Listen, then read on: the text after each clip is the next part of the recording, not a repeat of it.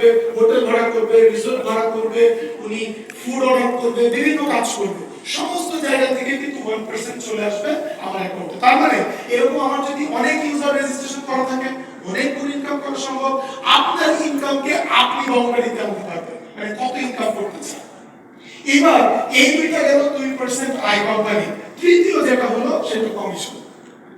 অন্য কোম্পানি কোন product sell হলে যেমন কমিশন দেয়, আমাদের আইটি আর ট্যুরিজমের কিছু প্রোডাক্ট আছে আমরাও কমিশন দিই, আমরা আমাদের কিছু না ওই জায়গাটাতে। কিন্তু এইটার বাইরে আমরা যে মালিকানা দেই, এইটাই হচ্ছে সবচেয়ে বড় বিষয় আলোচনা।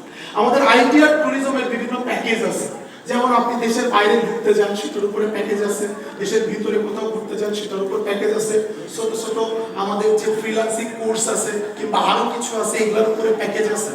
এই প্যাকেজগুলা আপনার রেফারেন্সে সেল হলে 500 থেকে 10,000 টাকা পর্যন্ত রেফারেল কমিশন কিন্তু চলে আসে। তাহলে এটা অন্য কোম্পানির মতো একজন মুদি দোকানদার যেমন সাবান বিক্রি করলে 3 টাকা কমিশন পায়, যে যত সেল করবে সে তত ইনকাম করবে। কিন্তু আমার আলোচনা কিন্তু এই পর্যন্ত ছিল না, আমার আলোচনা ছিল এরপরে। আমি এখন যে দুইটা সিস্টেম বলবো, এই দুইটা সিস্টেম যারা